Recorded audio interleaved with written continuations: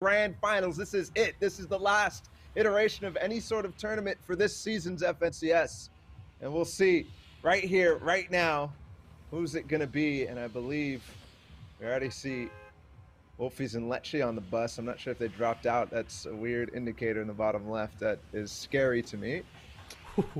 But where are they going to go? Okay, they're both here. And it is towards Slurpee. No, Weeping. I think what they're targeting. Yeah. They've had a different iteration pretty much every single week towards the end. They tried Weeping, they tried Slurpee, they tried Lazy, and it did work out towards the end of week 4. Delving into their comms just a little bit, I believe on Ronaldo's stream, who was also doing a watch party yesterday, Wolfies was saying they're going Weeping. Haven't done much research as to who's going to be coming here in the grand finals, but whoever does, they're going to get just straight shot out. On the ground, out of the sky, doesn't matter. In Pleasant, though, we see Savage and iDrop. And there was rumors and rumblings of them going to the yachts against Janice and Tayson, but it looks like that's not going to be the case. They're here at Pleasant Park. Definitely a switch to what we've seen throughout a lot of different times during heats, and they're going to make a push straight for this agency location down under. Here's Mitro and CRR, and the Shark is theirs. And this is going to be home free. The question is, how fast are they going to be looting? Are they used to, once again, getting out of this POI this fast and actually being in the safe zone in that first circle? Because from what we saw the last time these guys had this POI uncontested, they had some issues putting down pressure in the early mid game, maybe going a little bit too fast, maybe having a bit too much say in too many fights. But hopefully they figure that out and are in the right spots. Right here we have Snappy and Wakey at the rig. I feel like these are all henchmen indicators on the mini map, so they might have this home free as well. I think they do, but again, the danger lurks. It's Slurpee Swamps. It's Kiriachi and Letwick and how many times they've pushed them, but I have also done that because they got the rig contested. So it was kind of a mop-up, a cleanup in a sense for Letwick and Kiriachi onto Snappy and Wakey. But these guys, when they've played uncontested out of here, you remember the clutches that they've had in week number 1, placing 3rd. Probably also one of the most consistent until Kiriachi and Letwick really came out and started to peak. Now Andalex and Nate, who did deny the Sweaty Sands, did deny the self-proclaimed kings of Mongrel and Benji. They are here, but they're contested. So even though they pushed out one of the best teams in the region, there's still Mosh and Ice on the beach and lurking. But that loot from Andalex looks primed to wipe this slate clean and start anew in game 2. Yeah, looks contested, but these guys are definitely hanging on the edge, landing beach and pier. Not one of the most loot-heavy spots for Sweaty Sands. And Alex and Nate will have control of the hotel, the junkyard, and the cul-de-sac. There's going to be no chance for a loot disparity being that close between these two duos. They're definitely going to have the bigger items, a gold AR on Nate, purple pump on Andalex, and they already have the prime positions on height. I don't think there's a chance for these guys to lose this right now. No, I don't think so either.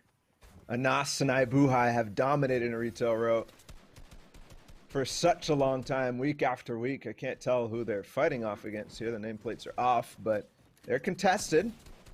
See if they can clean this up. A nice start, a really nice start from Anas, but then that player comes in. Ibuhai on the slip, right on the side, and they take out Kezix and Yagsu, which was a repeat of week 1 or the warm-ups, which I can't remember. I believe they kept them to 0 points.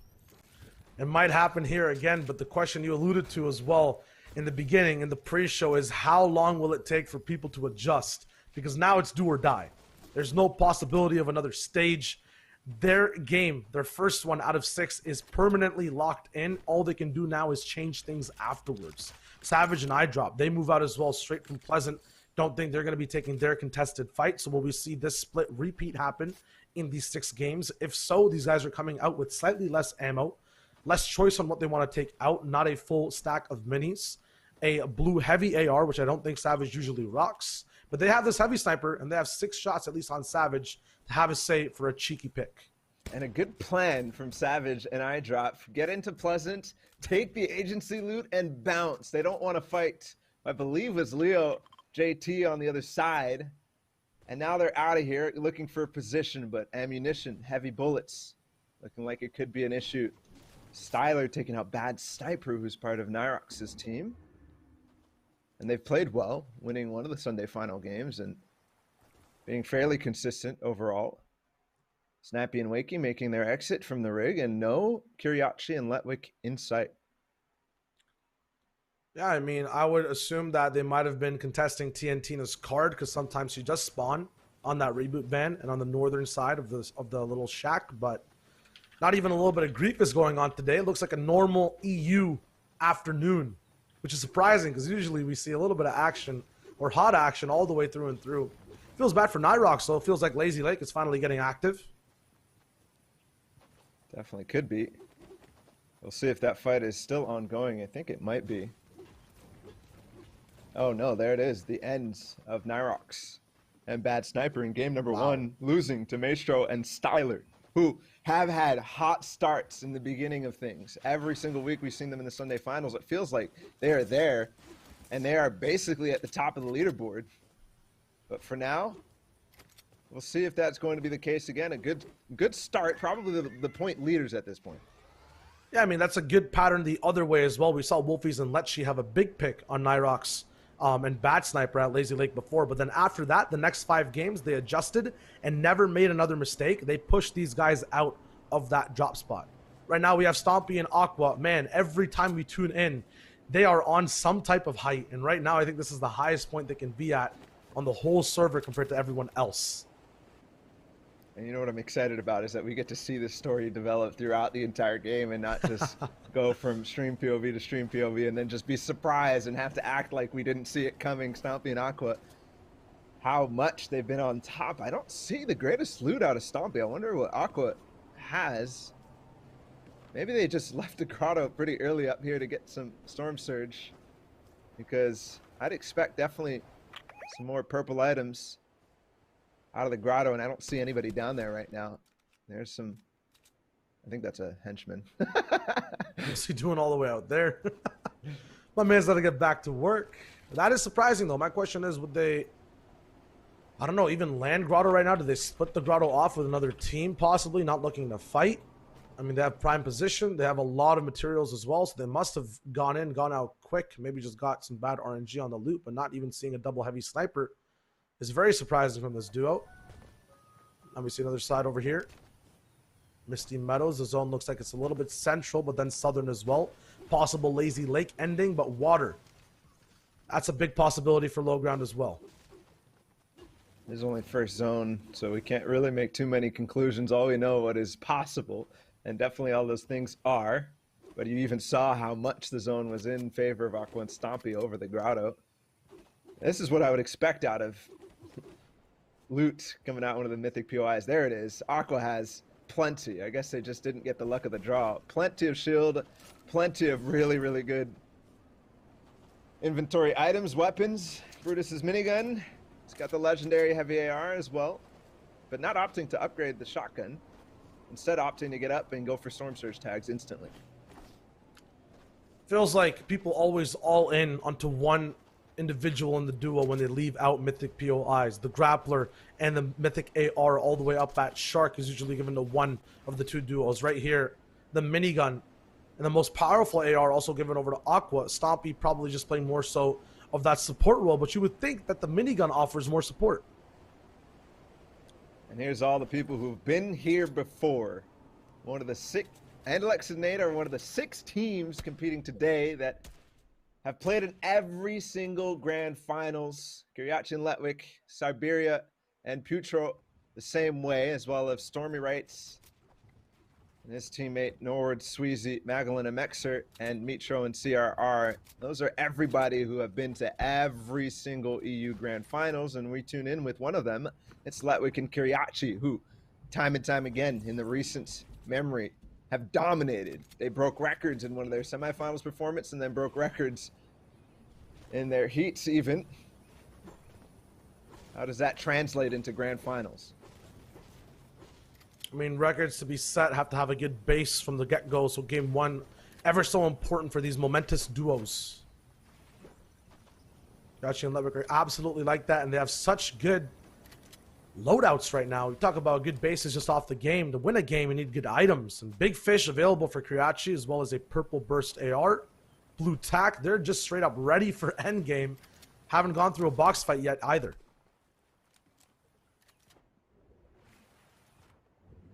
And this rotation could be a little awkward going through the water. They're going to get the speed, but players up on high above the Lazy Lake waterfall could cause them issues. Here's Janice and Tayson. Definitely a good loot for these guys.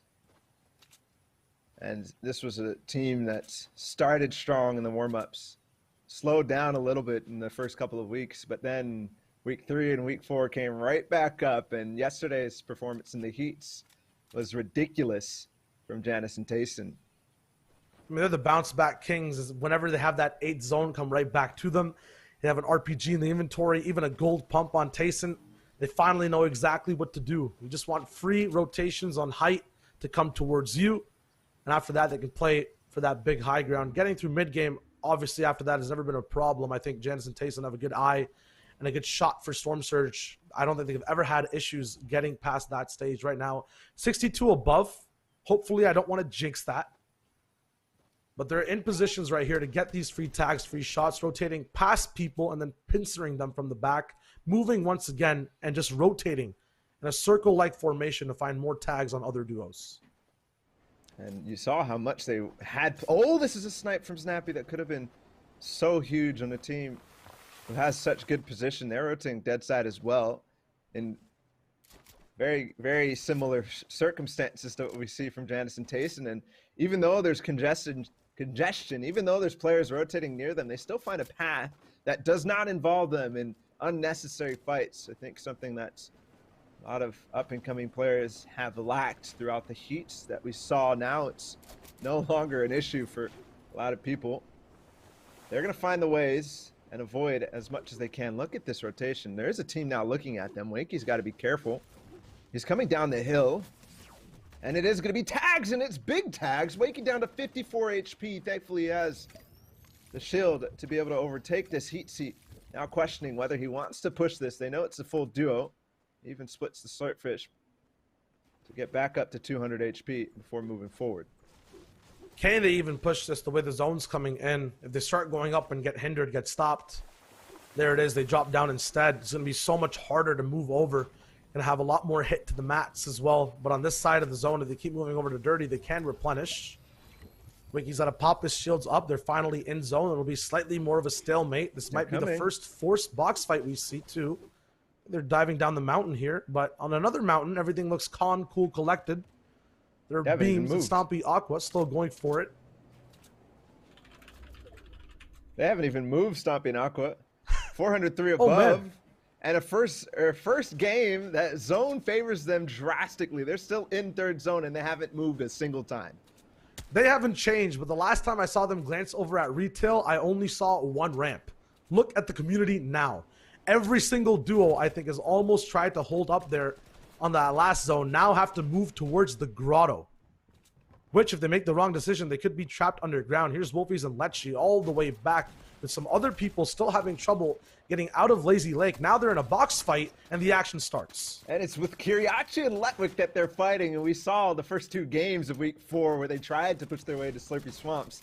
Letwick and Kiriachi said no, they dominated them, they forced them out. Oh, but it's the different way this time. Wolfies responds quickly onto Letwick, and Kiriachi now needs to defend. Last time they were knocking on the door, but this time in a box fight, Wolfies and Lecce are right at home, and their aim looks so good as well. Letwick crawling away. We'll see if Wolfies can get in and try to finish this from the right angle. Have to remember, none of these builds are his right now. He can only control the middle build piece. Lecce now trapped on the left side of the ramp. Can Kiriachi get that 1v2 off? He has to. No chance for a revive. Lecce with a big tag. Wolfies following through with support. Kiriachi's on the back end. Is this the end for the momentum in game 1? For Kiriachi and Letwick? He tries to escape. They just want the loot and they get out. And 2 of the most aggressive box fighting duos get right on top of each other and cause themselves to be one of the first points for that team. And Wolfies and Lecce, exactly. They're out of here. They know who they're fighting. They know that he can still pull off some magic. So they leave and they look back. Possibly for more opportunities. There's a team in front of them as well. They're setting up the beams, but they have to rotate through that big community. At retail row, Wolfies takes out Rayed from behind and now has another potential for a good refresh going into this third circle. You got to remember, although it's changing up for Wolfies and Lecce, it's looking good. They're leaving solos behind while this half and half zone is about to start. That's going to make things so much more random for all these other duos, planning things around 2 people, when it's just one psycho looking for maybe just 1 point to make sure this game actually counts. So now the server gets that much more dangerous. Now every rotation is that much more surprising. Also, a shout over there to Galen, who is Droban, the FNCS Squads champion, paired up with Snappy and Wakey. Red Rush, I don't believe, is here today. But we have at least 3 out of 4 of that squads competing in these grand finals to see if one of those duos can become back-to-back champions. It's a possibility today.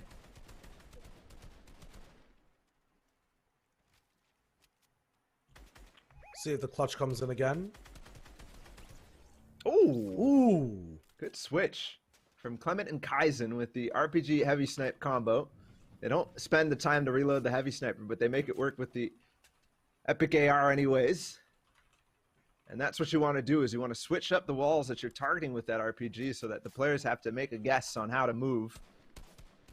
And we also have to see how they're going to move now, because as the zone finally comes off of Stompy and Aqua, it looks like pretty much everybody, pretty much an even distribution of rotation coming in from the side. It's Stormy right. And Fury against Aqua and Stompy, and Aqua has left his teammate Stompy. Thank goodness that Aqua has the mythic loot here. He can still make this work, but a team that you don't want to mess with. Stormy right and his teammate, Legendary, who did very, very well in heat number 1. Now take out somebody's favorite. Oh my goodness, he goes straight in the box with the harpoon gun, and it's a different player entirely. Tacky. Getting all that Storm Surge won't matter if you can't live off to the rest of the game. Their mountain gets climbed, and then they just fall down that slippery slope. No possibility. To see Stompy and Aqua in game 1 with them gone, it's not going to be that height dependent this end game. What will happen? Who will take their role? Will we see Low Ground have more of an opportunity to triumph and survive? It could be this duo, as they pick up the Brutus drum gun. Cavato and Toos also in the mix in a box fight. As you're used to seeing them, they've got the agency loot, and they do make it work. Finally, no trades from a team that we tune in with. But Snate is still on that wall, and Cavato's still getting pressured. Toos has got to get back with him. There's got to be some type of relief here for Cavato, but the way this base is looking, the fact that it's this big and has so many different boxes, I don't think we'll see that much of pressure coming on this duo. It'll just be relieved. But so many people are now kind of boxed up together. I see 2 different spaces, 3 right now if you just look over at the mini map, of tightly built communities so far of boxes. That means that zone pulls up to the top right, everyone is in distress. But if it goes left or down, we'll see clear people like Verox and Mexi on height have an advantage. And it does pull over to the top right. Everyone's in shambles. Nobody has the zone here. Everybody has to make the migration. And how is that going to be? We see definitely some distinct big box communities. But I see already a lot of people going on foot. I was going to wonder if there was going to be a launch pad place that everybody can use, but no. Here, finally, Noward and Sweezy, as well as Janice and Tayson, we're over more central, or at least right on the edge next to this, so they get to push their way in. Kaiser and Swaggy up on top as well. So already teams making it in, and in terms of surge, the EU, like they typically do after that third zone surge, they play fairly more evenly and aggressive throughout the rest of the game, so there's not going to be a 5th zone surge, even though there might have been notifications. Yeah, I think everyone's playing very tightly knit, and because of that, getting into these 2v2 box fights, not getting tagged too much on rotation, and that'll thin out the server a little bit, but it'll also make it so that a lot of people aren't really wary of what's going on different sides of the map. Right now, we get a big overview of what the map kind of looks like. Buhai and Anas are on height, potentially could have ultimate height as well. Here's their POV looking down on the rest of the server. There's Snappy, no shields available. see what they managed to pull out with the harpoon. You saw Ibuhai frantically grabbing something, but no mat splits, which is definitely what we wanted to see. Oh, there was a mat split. And they get back up to 100 builds on each, I believe. No, it's going to be a full one here. And it is going to be basically that. And they get 6 zone 2. It pulls back in the other direction, the congested side that will always be. And they're going to tunnel out a little bit towards it. And you said they do have possibilities for height. They might be one of the highest teams, but how long does that last? They try to sneak an RPG into a build that's also doing the same thing. Sometimes you can catch people off guard because they go back into where the build was fully built already. I feel like this entire high community might already be caught off guard. This zone actually falling off this mountain. We know how deceptive height can be in that situation. You don't have the same advantages. You don't get to have the same time to beam. You spend more time waterfalling. Right now, Bella EU, the waterfalls roll down his cheeks as he cries in zone. Styler, Maestro. 6 eliminations already, might find their 7th here. There's a launch pad. Can he get the beam right before it? He does. Perfect timing by Styler. And now him and Maestro control their side of the map. They get a launch pad off late. Perfect timing. Good game plan. Where will they land though, as height has to fall? And it's Queasy and Trulex who are on height right now. A lot of teams definitely lurking in the background of this 6 zone, as it still is fairly wide. It gives them the opportunity. They do have a minigun. And I hear another one as well that's pressuring at the same time. They're going to force the Nas and Ibuhai down. Good layer control, but look how high they are. And as the RPGs start to rain out, I wonder if it's a little dangerous to stay up this high. The next zone will determine a lot, though. And right now, even though Queasy and Trulex do have height, that minigun ammo is running up short, so they have to choose exactly where they want to pressure. Ultimately, though, they will get that launch pad down. Height moves even further off to the beach. We're now tuned with Wise. We saw Raid before it gets sprayed off by Wolfies. He's going to be playing solo, still surviving to this point, running out of mats, though, and now needs to fall all the way down on other people's builds. And he does find himself in a no-mat situation, looking for opportunities to find any eliminations. He drops in the back where Stormy Right is there, and he takes him out in the good old shotgun fight, tack against tack, and wins that. And still no materials, though. He's going to go back on the back of Maestro, who falls, but not before he falls himself. Queasy and Trulex are still maintaining this height and could be our winners after everything. Primsy down on low with 5 eliminations. He's got a flopper. Squeezy goes in, and he takes him out. Primsy now against Rezon. And it's not going to be enough, even though he gets a nice big tack. He's too low HP, and the storm is going to overwhelm him. Floppers now for Rezon. The leaderboards look so close. Every duo we're tuning in with above 6, above 7 eliminations. Can that top 20 be that heavy right now? Mexi and Varrock still surviving on low ground, had a position of opposite height. So being here, having that bounce back, so impressive. Trulex on height as well, controlling it multiple times. Oh my God, they're getting pressured. It's almost there. And we saw their big base in 5th zone. This is a setup that you definitely want to see. Mexi and Varrox played so well in so many places, but this could be a 2 versus 2 with Queasy and Trulex on height against Mexi and Varrox. If they can wipe down this low ground now is the question. Still a lot of different teams up, I believe now. 2v2, v2, v1. If I'm doing the math right, yes it is. Mexi and Varrox, one of those teams. All the eggs in Queasy and Trulex's basket, because no matter where this zone goes, height is always going to be at an advantage, and the game could straight up just end if it goes back right up to that mountain or above a hill that Varrox and Mexi can't climb with. It's a big box fight though all the way at the end. Mexi goes down. It's all up to Varrox to survive. He gets the trade onto Artor, still surviving RPGs as Raxo goes down. The minigun pressure finally here at the very end. Recon is up, last surviving in this box. Can he get that big Elam? He does to secure it out, but Trulex and Queasy hold up on height. 7 eliminations, 17 total points, and game 1 winners, controlling the entire game the entire time.